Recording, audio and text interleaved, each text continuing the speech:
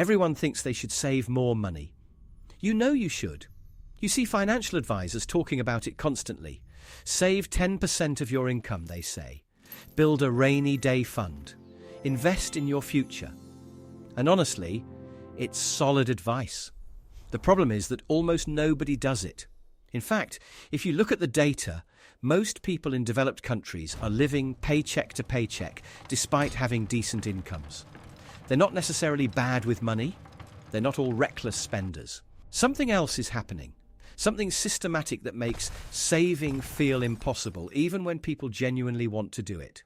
The issue isn't that you lack willpower or discipline. The issue is that the entire system is designed to make sure you don't accumulate wealth, and there's actually one fundamental change you need to make to break out of it. Here's the uncomfortable truth that personal finance gurus don't really want to talk about. Saving money isn't actually a willpower problem. If it were, we'd see much higher savings rates among motivated and intelligent people who understand it. Instead, people from all walks of life struggle with it. And the reason is rooted in something much deeper about how our brains work. When you talk to behavioral economists about savings, they point to something called present bias. We naturally value immediate gratification far more than future rewards.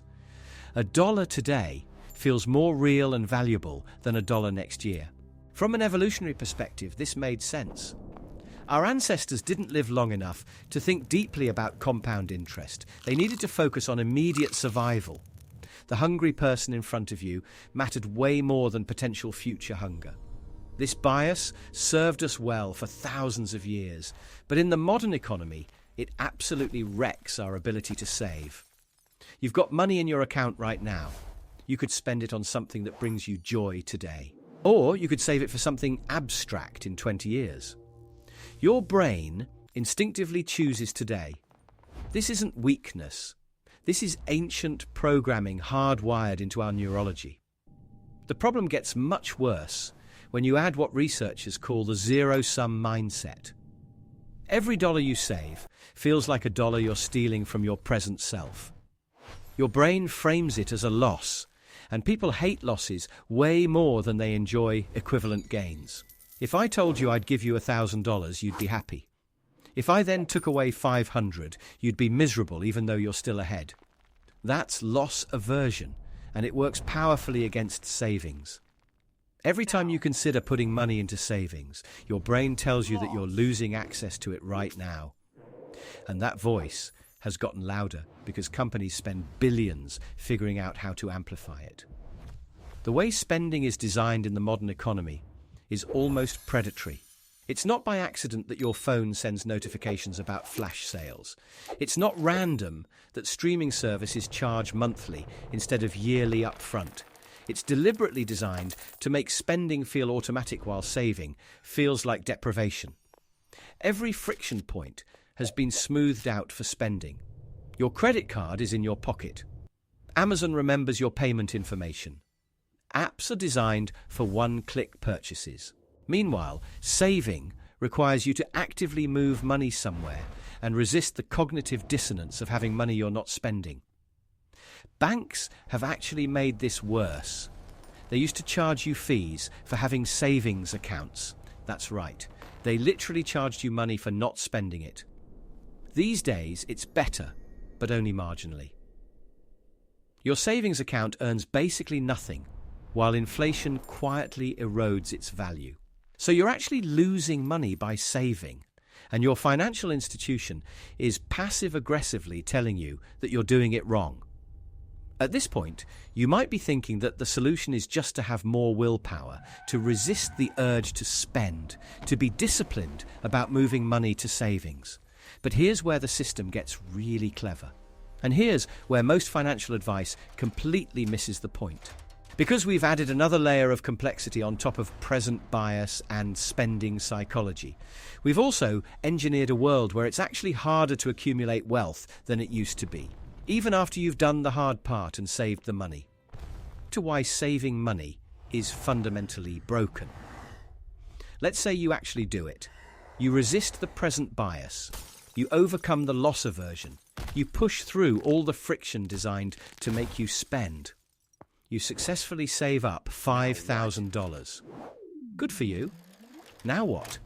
In the 1950s, if you saved $5,000, you could invest it in a business, buy property, or let it sit in bonds, earning you meaningful returns. Your $5,000 could actually generate income. Today, your $5,000 sits in a savings account earning 0.04% per year, which is less than the inflation rate. After inflation, you're actually poorer.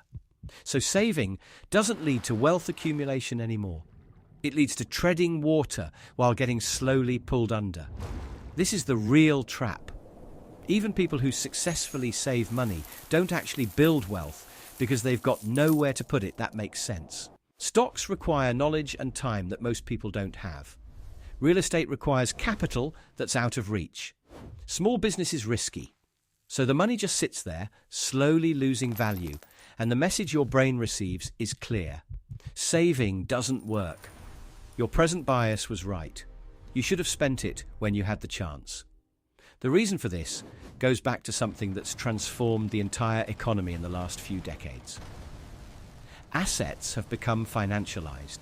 Housing isn't shelter anymore. It's an investment vehicle for wealthy people and large funds. Stocks aren't just ownership stakes in companies. They're traded and manipulated by algorithms. Even savings accounts have become profit centers for banks. Everything has been optimized to extract value from normal people and concentrate it upward. When you save money as a regular person, you're usually not actually investing it. You're handing it over to an institution that will invest it and give you a pittance of the returns. Meanwhile, people who already have money are getting better returns on better assets through better channels. So wealth concentration isn't just an unfortunate side effect of modern capitalism. It's baked into the structure of how savings and investments work. This is where the one thing you actually need to change comes in. And it's not what most people think it is. You don't need to save more money. You don't need more willpower. You don't need to cut out lattes or take extreme measures to squeeze pennies from your budget. That's all missing the point entirely. What you actually need to do is fundamentally change how you think about money and consumption. Specifically, you need to shift from thinking about saving money as deprivation to thinking about it as redirecting your income toward different types of spending. This sounds semantic, but it's not. Here's the difference. If you think of saving as not spending, then spending always wins because spending feels good. But if you think of saving as spending on your future self instead of your present self, the psychological equation changes completely. When you buy something, you're spending money on an experience or an object. When you invest or save, you're spending money on freedom, on optionality, on not being trapped. But most people never frame it that way. They frame savings as absence, as nothing, as deprivation. Your brain hates absence. Your brain loves presence. So flip the script. Start treating investments as purchases too. When you contribute to an index fund, you're not saving. You're buying future security. When you pay down debt, you're not depriving yourself. You're purchasing months of financial freedom later. When you invest in skills or education, you're not spending on intangibles. You're buying your future earning potential. This mental shift makes the saving decision feel less like loss aversion and more like a trade-off between two things you're buying, and suddenly the decision becomes much easier. But here's the catch. Just changing your mindset doesn't actually fix the structural problem. You still need somewhere to put your money that makes sense. And for most people, that means you need to take control of your financial decisions instead of handing them over to institutions. That's where it gets real. You need to actually learn about basic investing. You need to understand what index funds are and why they matter. You need to have opinions about asset allocation. You need to be willing to spend time on this, because the alternative is handing your money to someone whose incentives don't actually align with yours. But the real thing you need to change isn't just your relationship with money or your knowledge about investing. The real thing is your relationship with patience and time. The entire savings problem dissolves if you have a long enough time horizon. If you can hold investments for 20 or 30 years, market volatility becomes irrelevant. Inflation becomes manageable. Compound interest becomes powerful. But most people can't think in 30-year terms because they're trapped in the present moment. They're focused on next month's rent and next week's groceries, and you can't really blame them. When you're living paycheck to paycheck, thinking about compound interest is a luxury. But the sad reality is that the people who need to save the most are the ones least able to think long-term because they're too busy thinking about immediate survival. So the one thing you need to change is actually very simple. You need to change your time horizon. You need to force yourself to think about your 65-year-old self the same way you think about your present self.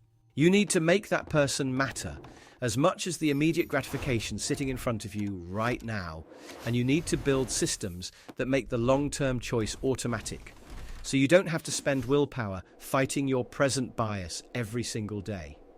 Automate your savings. Set it up so money moves to investment accounts before you ever see it.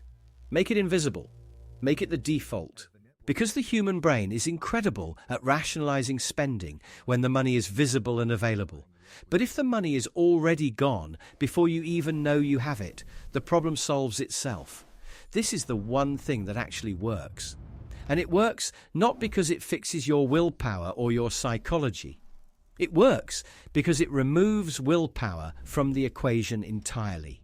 If you want to understand more about how your psychology is being manipulated to spend money and how the financial system is designed against average people, we've actually made an entire video on that exact topic, and you should be able to click that on your screen now. Thanks for watching, mate.